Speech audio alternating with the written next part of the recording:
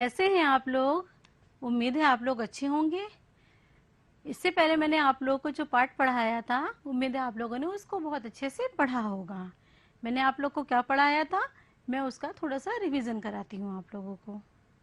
आज हम लोग जो पाठ पढ़ेंगे वो है कक्षा 5 में विषय हमारा परिवेश में पाठ 3 गौरव पुरस्कार का जो प्रकरण हम आज पढ़ने जा रहे हैं वो है खेलों के प्रकार में आउटडोर गेम्स।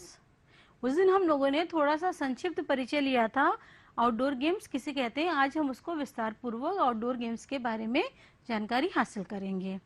सबसे पहले लर्निंग आउटकम्स हमारे क्या होने चाहिए आउटडोर गेम्स के, जब हम आज ये पाठ को आप लोगों के साथ साझा करेंगे और आप लोग इसको देखेंगे और समझेंगे, तो इसको जानने के बाद आप समझ जाएंगे कि आउटडोर गेम्स क्या होते हैं। आप आउटडोर गेम्स के बारे में जान जाएंगे और कुछ आउटडोर गेम्स आप पहले से खेलते हैं और कुछ के बारे में आपको अब जानकारी हो जाएगी और आप खेलने लगेंगे। तो ये हमारे आज के लर्निंग आउटकम्स हैं। तो हम आज के उसके चैप्टर की शुरुआत करते हैं। देखिए बच्चों, हम लोगों ने कल जो टॉपिक पढ़ा था, जो हमारा कल का प्रकरण था, वो आप लोगों को अच्छे तरीके से याद होगा, इंडोर गेम्स। इंडोर गेम्स का मतलब आप लोगों को याद होगा कि वो खेल जिनको हम घर के अंदर या चार दीवारी के अंदर खेल सकते हैं, जिसके लिए बहुत अधिक स्थान की आवश्यकता नहीं होती है, बहुत अधिक श्रम नहीं लगता है, हम थोड़ी जगह पर ही खेल सकते हैं और जिसके ऊपर मौसम का प्रभाव नहीं पड़ता है, ऐसे खेलों को हम इंडोर गेम्स कहते हैं। आप लोग उम्मीद है इन सबको पहचान गए होंगे। ये कौन सा खेल है? ये है कैरम। इसको 4 लोग खेलते हैं। आप लोगों को बताया था कि मैक्सिमम 4 लोग इसको खेल सकते हैं, 2, 3 या 4। इसी तरीके से ये वाला लूडो का खेल है, इसको भी 2, 3 या 4 लोग खेल सकते हैं। और ये शतरंज का खेल है, इसे अधिकतर सिर्फ 2 लोग ही खेल सकते हैं। अभी जो है आप लोगों को ये हमने इंडोर खेलों के बारे में बताया था, और भी इंडोर खेल हमने आपको बताए थे। सांप सीढ़ी हो सकता है, पजल्स हो सकता है उसके अलावा और भी बहुत सारे ऐसे खेल हैं, गुड्डे गुड़िया का खेल है वो आप लोग घर में बैठकर आराम से खेल सकते हैं।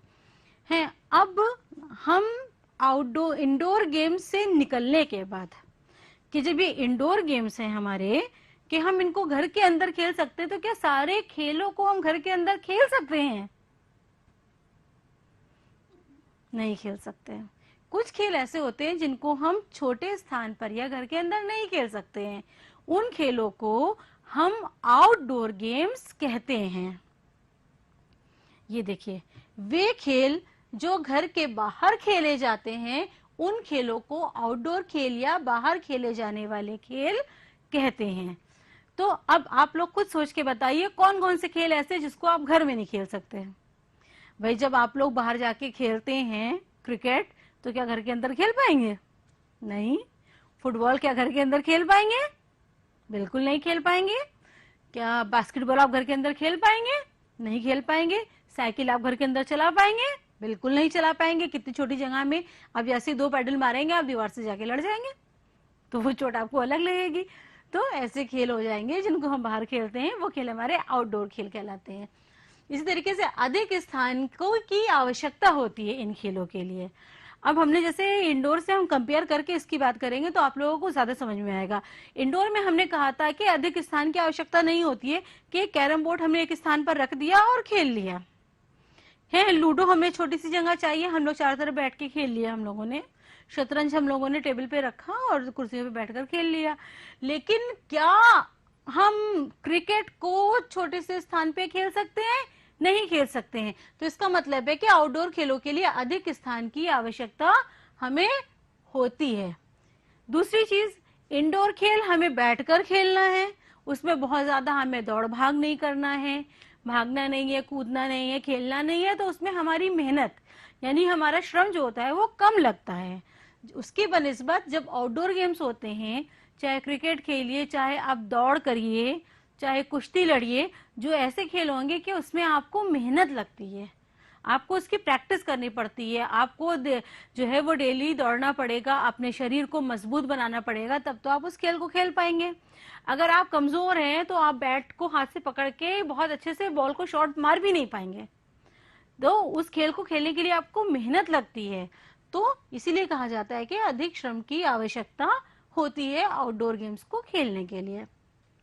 नेक्स्ट हम बात करते हैं स्वास्थ्य के लिए लाभदायक होते हैं। अब रही बात स्वास्थ्य के लिए कैसे लाभदायक, इंडोर गेम्स को तो हमने कहा था कि क्योंकि हम उसमें मस्तिष्क का उपयोग ज्यादा करते हैं, अपने फिजिकल जो है वर्क को नहीं करते हैं ज्यादा, तो उन खेलों से हमारा मानसिक विकास ज्यादा होता है। लेकिन इसमें हमें दौड़ना, भागना, कूदना पड़ता है, जिसमें हमारी मांसपेशियां काम करती हैं, हाथ, पैर, शरीर। जब पूरी मांसपेशियां हमारे शरीर की काम करती हैं तो ऑटोमेटिकली हमारे स्वास्थ्य के लिए ये बहुत ज्यादा लाभदायक हो जाता है। तो ये स्वास्थ्य के लिए लाभदायक होता है क्योंकि इन खेलों से शारीरिक विकास अच्छा होता है। फिर नेक्स्ट है ये चोट लगने की संभावना अधिक होती है।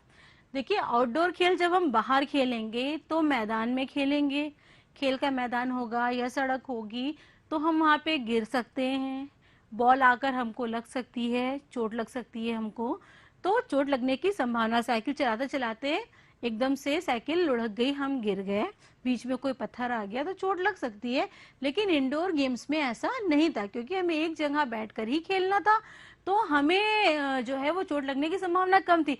लेकिन ऐसा नहीं है कि चोट लगने की संभावना अधिक होती है इसलिए हम डर के आउटडोर गेम्स खेलना बंद कर देंगे।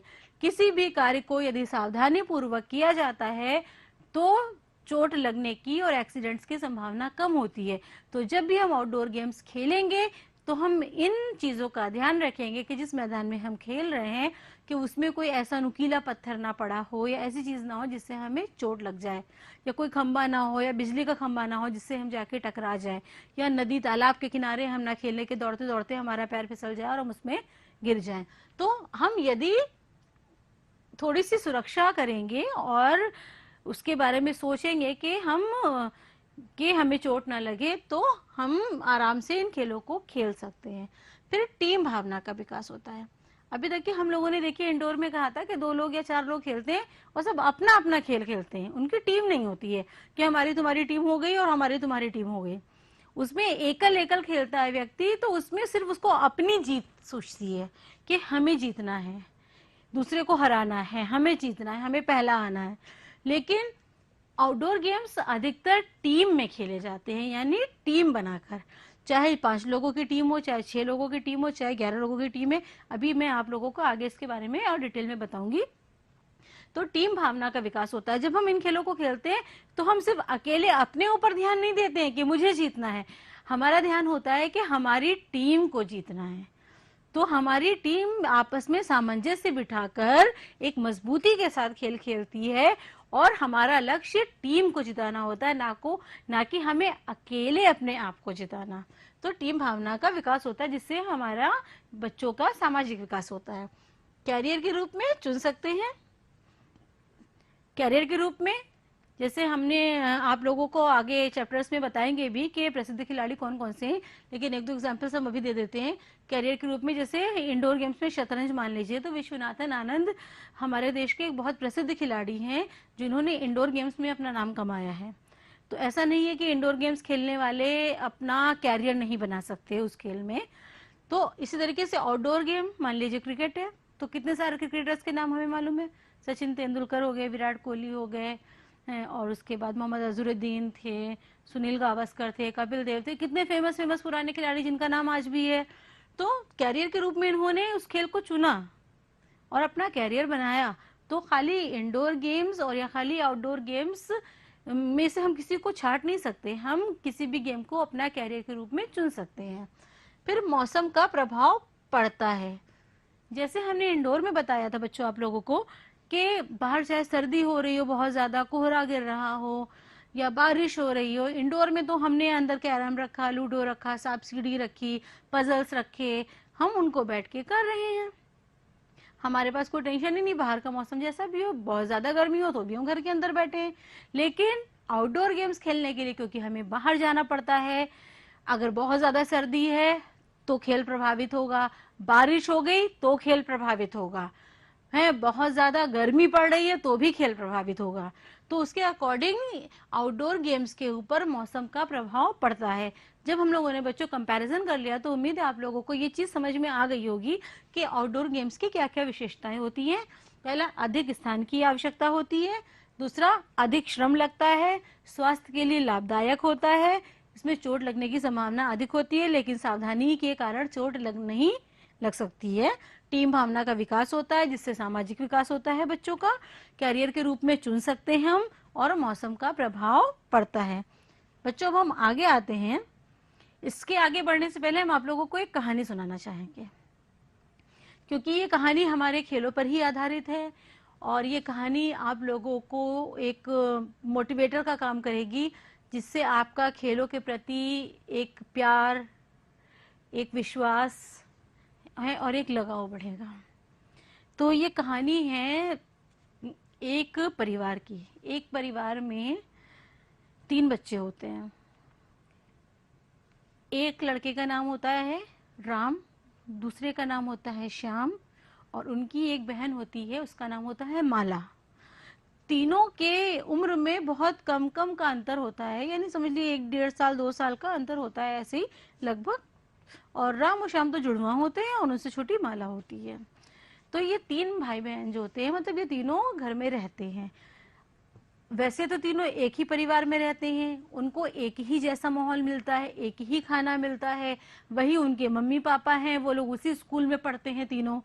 लेकिन उसके बावजूद, जैसा मैंने बताया कि प्रत्येक व्यक्ति की कुछ अपनी जन्मजात प्रवृत्ति होती है, और कुछ उनकी रुचि डेवलप होने पर डिपेंड करती है कि वो किस चीज में अपनी रुचि बना लेते हैं। तो राम जो था वो पढ़ाई करने का बहुत शौकीन था। उसको हर समय किताबें लेकर पढ़ता रहता था, और उसको इतना ज्यादा पढ़ाई करने का शौक था कि वो खेलने के समय में भी खेलने नहीं जाता था बाहर, और वो सिर्फ पढ़ता ही रहता था। और ज्यादा पढ़ाई करने की वजह से उसके क्या हुआ कि उसके मार्क्स बहुत अच्छे आते थे, एग्जाम में वो फर्स्ट आता था। और लेकिन जब कभी खेल के मैदान में जाता था वो, तो उसमें वो जीत नहीं पाता था। ये हो गई पहली चीज। अब बच्चों, ये बात सोचने वाली आपके लिए है कि वो पढ़ने में बहुत अच्छा था, बहुत ज्यादा है, क्योंकि वो पढ़ता रहता था। खेल के समय में भी वो केवल पढ़ाई करता था खेलने की बजाय। तो मार्क्स तो बहुत अच्छे आए उसके, लेकिन वो खेल में नहीं आगे जीत पाता था। उसकी वजह क्या थी? क्योंकि उसने किसी एक चीज पर ध्यान दिया। जो दूसरा भाई था उसका, श्याम का पढ़ाई में ज्यादा मन नहीं लगता था। पढ़ता था, पास हो जाता था, उसका कंसेप्ट भी क्लियर हो जाता था, लेकिन बहुत ज्यादा मन नहीं लगता था। थोड़ी देर बैठता था, फिर उसका मन लगता था कि मैं बाहर जाऊं, जाके खेलूं। तो उसका खेल में मन ज्यादा लगता था, वो खेलने में समय ज्यादा बिताता था और पढ़ाई में समय कम देता था, है। और जो उनकी बहन थी माला क्या करती थी? अपने समय पर पढ़ाई करती थी और खेल के समय पर खेल खेलती थी, और साथ में अपनी मम्मी की भी मदद करती थी, अपने पापा के कार्य में भी मदद करती थी, स्कूल में अपने साथियों के साथ बहुत अच्छा व्यवहार रखती थी। मतलब वो कुल मिला के अपने समय का सदुपयोग करती थी। हर काम समय पर, जो समय जिस कार्य के लिए होता था वो उस समय पर वही कार्य करती थी, जबकि राम और श्याम में ऐसा नहीं था। राम पढ़ाई ज्यादा करता था, श्याम खेल ज्यादा खेलता था। अब अंतर हो गया, देखिए, तीनों भाई बहनों की क्वालिटीज में, कि इनकी रुचि उसमें, उनकी रुचि उसमें, और उनकी रुचि उसमें। अब हुआ क्या, धीरे धीरे समय बीतता गया और वो बच्चे बड़े हो गए।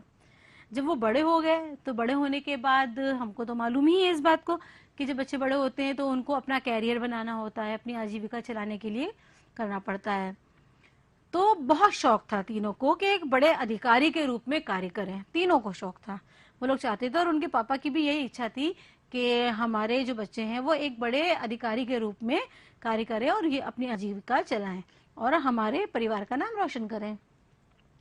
तो हुआ क्या, जब राम ने एग्जाम दिया आईपीएस के लिए, तो आपको मालूम है पुलिस सर्विसेज जो होती हैं, जो सबसे बड़ी पुलिस सर्विसेज मानी जाती है आईपीएस के लिए, तो उसने रिटर्न तो सारा क्वालिफाई कर लिया, क्योंकि सिर्फ रिटर्न था जो पढ़ाई से रिलेटेड के था, उसने वो क्वालिफाई कर लिया। लेकिन आईपीएस के लिए जो शारीरिक आवश्यकताएं थी उसकी, कि उसकी बॉडी में कितना उसका चेस्ट होना चाहिए, कितनी उसकी लंबाई होनी चाहिए है, और उसकी मांसपेशियां कैसी होनी चाहिए, कितना वजन होना चाहिए, उसमें वो पीछे रह गया। बच्चों आप खुद सोचिए उसका कारण क्या रहा होगा। उसका कारण सिर्फ यही रहा होगा कि उसने पढ़ाई पर ज्यादा ध्यान दिया और खेल के समय में भी पढ़ता रहा और खेलों पर ध्यान नहीं दिया, जिससे उसके शारीरिक विकास में कमी आई और वो इतना पढ़ लिखने के बावजूद भी उस एग्जाम को क्वालिफाई नहीं कर पाया। दूसरी बात आ गई हमारे श्याम की। श्याम ने भी एग्जाम दिया। श्याम क्योंकि पढ़ाई से थोड़ा हटता था और बाहर खेलकूद ज्यादा करता था, तो वो रिटर्न एग्जाम ही नहीं क्वालिफाई कर पाया उसका, क्योंकि वो पढ़ाई से थोड़ा दूर रहता था, क्योंकि वो पढ़ाई के समय में भी खेलता था। तो क्योंकि जब वो खेलता ज्यादा था तो उसका शरीर बड़ा बलशाली बन गया, मजबूत बन गया, लंबा चौड़ा खूब हट्टा कट्टा सा तंदुरुस्त सा बिल्कुल व्यक्ति बना। तो हालांकि वो फिजिकल में फिट था, लेकिन जब उसका रिटर्न नहीं क्वालिफाई हो सकता था क्योंकि वो पढ़ाई में पीछे रह गया, तो वो भी उस पोस्ट के लायक नहीं रहा, वो एक अधिकारी बनने के लायक उस समय वो नहीं हो पाया, क्योंकि उसका शरीर तो था लेकिन उसका मानसिक विकास उस तरीके से नहीं हो पाया था। तो जो एक उस पोस्ट के लिए, उस पद के लिए जो एग्जाम्स होते हैं, जो इंटरव्यू होते हैं, वो उसमें कहीं से पीछे रह गया। रही बात माला की, जो उनकी बहन थी, माला ने भी एग्जाम दिया और माला क्योंकि हर काम समय पर करती थी, खेल के समय खेल, पढ़ाई के समय पढ़ाई, खाने के समय खाना, समय से सोना, समय से जागना, समय से उठना, तो उसके कारण माला उसमें क्वालिफाई हो गई, पास हो गई और वो एक बड़े अधिकारी के रूप में कार्य करने लगी। बच्चों हमारा तात्पर्य यहाँ पे इस कहानी का सिर्फ ये है कि ना तो खाली पढ़ाई करना और ना तो खाली खेल खेलना हमको सफल व्यक्ति बनाता है। हम सफल व्यक्ति तभी बनते हैं जब हम खेलेंगे भी, कूदेंगे भी, पढ़ेंगे भी, लिखेंगे भी और अपने सारे काम समय पर करेंगे। इसीलिए कहा जाता है जो कि indoor games as well as outdoor games, indoor games के साथ साथ हम आउटडोर गेम्स भी खेलें, क्योंकि जो खाली इंडोर गेम खेलेगा उसका शारीरिक विकास नहीं होगा और जो खाली आउटडोर खेलेगा उसका मानसिक विकास नहीं होना चाहिए। और इसी तरह के साथ पढ़ाई, हम सबको जब तक के अपने अंदर संजो के नहीं रखेंगे और सारी चीजों के बीच में एक सामंजस्य नहीं बिठाएंगे, हम एक सफल व्यक्ति नहीं बन पाएंगे। इसलिए बच्चों हमने ये कहानी आप लोग को सुनाई है कि आप लोग ऐसा ना समझे कि खाली इंडोर गेम खेलने से हम सफल हो जाएंगे या खाली आउटडोर गेम खेलने से हम सफल हो जाएंगे। हमें इंडोर आउटडोर प्लस उनसे क्या हम सीख सकते हैं और जो अपने जीवन में हम उसको अप्लाई कर सकते हैं, अपने ऊपर लागू कर सकते हैं, उन चीजों को ध्यान में रखकर हम एक सफल व्यक्ति बन सकते हैं। अब बच्चों उम्मीद है ये कहानी आप लोग को अच्छी लगी होगी और इसकी अच्छी बातों को आप लोग अपनाएंगे और अपने जीवन में रखेंगे। अब हम आगे बढ़ते हैं बच्चों, कुछ प्रमुख आउटडोर खेलों के बारे में। आप लोग को दिखाई दे रहा होगा आउटडोर खेल क्रिकेट है, hockey, badminton, football, basketball, volleyball, cycle racing और हॉर्स राइडिंग। ये तो कुछ एग्जाम्पल्स हैं जो हमने यहाँ पे आप लोग को लिख दिए। इसके अलावा और भी बहुत सारे आउटडोर गेम्स होते हैं, जैसे स्विमिंग, तैरना, वो भी एक आउटडोर गेम होता है। अब हम इन खेलों के बारे में थोड़ा सा विस्तार से चर्चा करते हैं बच्चों। देखिए पहला हमने क्रिकेट दिया है जो आप लोगों का सबसे प्रिय खेल है।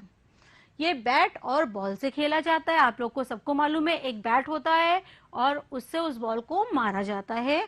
जो फील्ड होती है उस फील्ड के बीचों बीच में दो टीमों के बीच में ये खेल होता है। हर टीम में 11 खिलाड़ी होते हैं। दो टीमें होती हैं, एक टीम बैटिंग करती है और दूसरी टीम फील्डिंग करती है। जो टीम बैटिंग करती है उसमें सिर्फ 2 प्लेयर्स बैटिंग के लिए आते हैं, बाकी सब बैठे रहते हैं।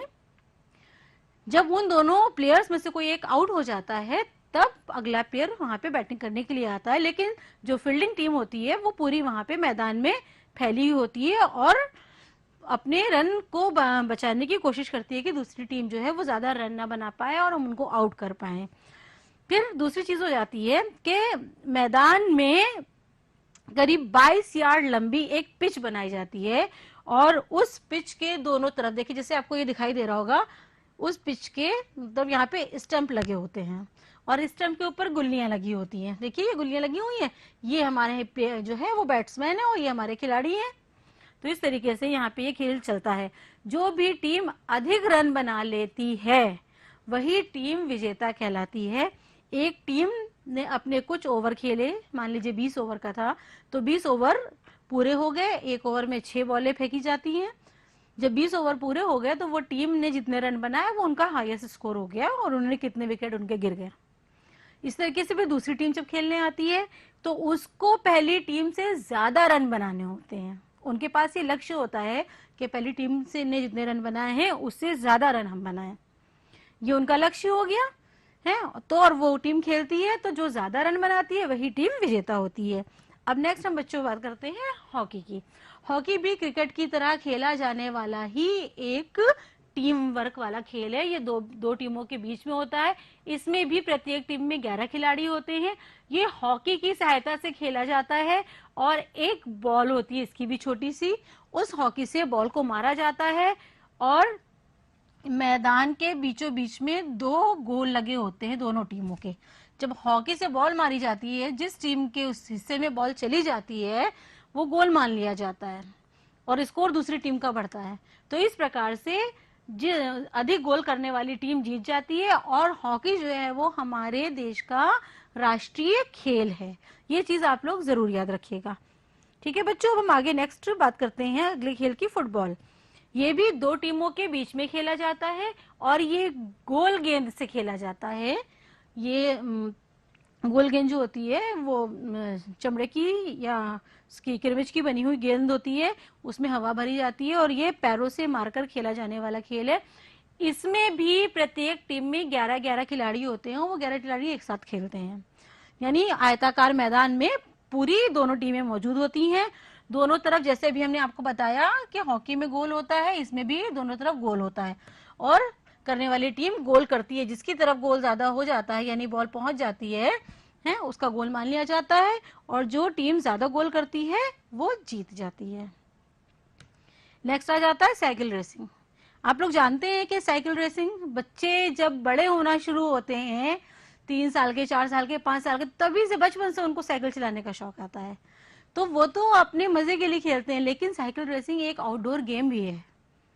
अब उस साइकिल रेसिंग गेम में क्या होता है, ये एकल खेला जाता है, यानी अकेला व्यक्ति अपनी साइकिल लेकर रेस करेगा।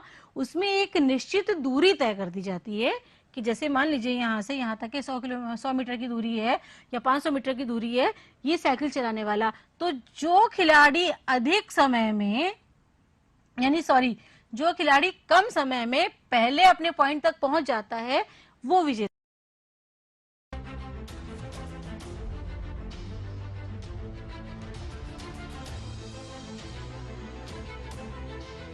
मन की बात।